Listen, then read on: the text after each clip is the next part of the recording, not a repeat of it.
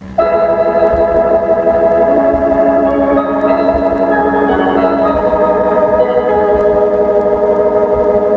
continue in just 1 minute with the second half of Love is a Many-Splendored Thing.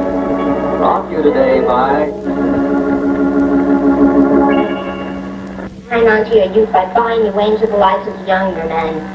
You play on Pete's weaknesses, his responsibilities, anxiety, his masturbation. And I'm glad he's infatuated with you, but he's not in love with you. When that infatuation wears off, Mrs. Garrison, he's going to see you exactly for what you are. A rich older woman who bought him because all the other toys in her house were boring. If it makes you feel any better to see things in that light. Don't you talk to me that way, so condescending. That's the way it is and you know it. I'm sorry you had to find out about us. It's unfortunate. Neither Pete nor I wanted that. I'm sure. Because Pete and I really are in love, and we didn't want to hurt anybody. That is the most hypocritical piece of propaganda I've ever heard. Isn't it? And maybe you better sit down and hear what I have to say.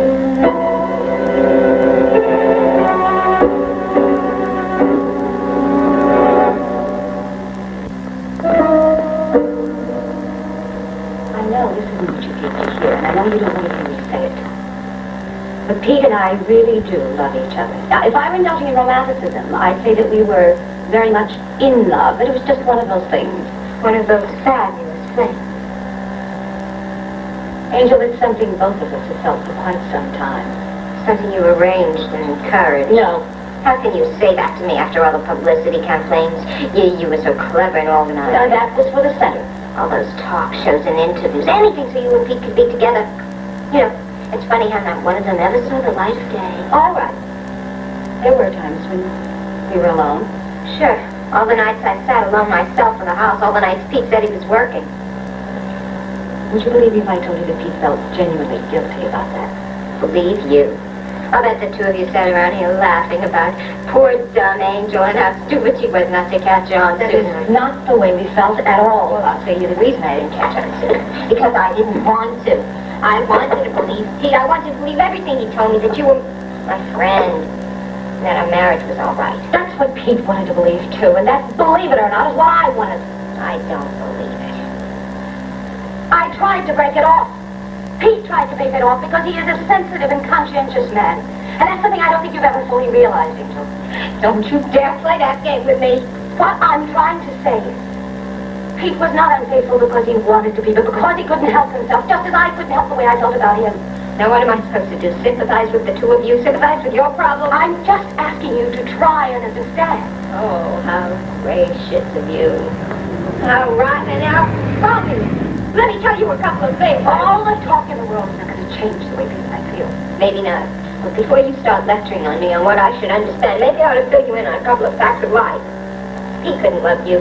He just couldn't, because all this is fake. The apartment, the clothing, they're meaningless. I know that.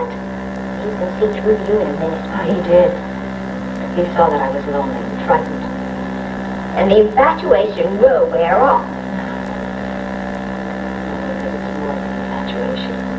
And Pete realizes that. I believe in him, and that's the one thing that you never did. All you could give him was your doubt. That's why you were never part of his work. You destroyed his work. I helped him build it. That's not true. Pete knows that I'll stand by him. Until you're bored. How can a woman ever be bored by the man she loves? He loves me. No. He feels sorry for you. He made a mistake when he married you. He knows that, and I think you know it too. The only mistake we ever made was in thinking we could trust you. The reason Pete never told you... I don't want to hear it. Because of the guilt he feels for you and for the child you're going to have. Don't worry, he will walk out on you. Your marriage, what there is left of it, is safe. Safe? I'm sorry, I can't say anything more comforting than that.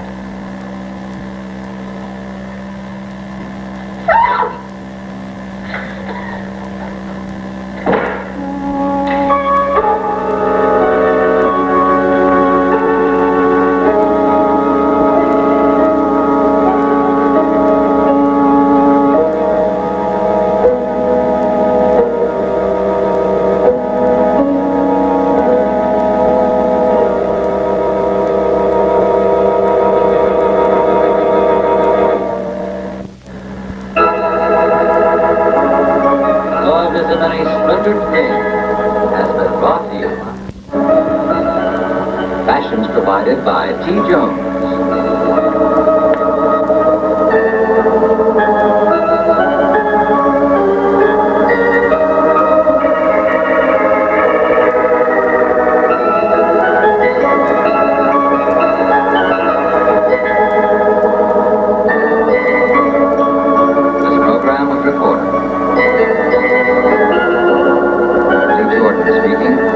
Again tomorrow, for love is a many-splendored thing. Stay tuned for The Guiding Light, next on most of these CBS stations.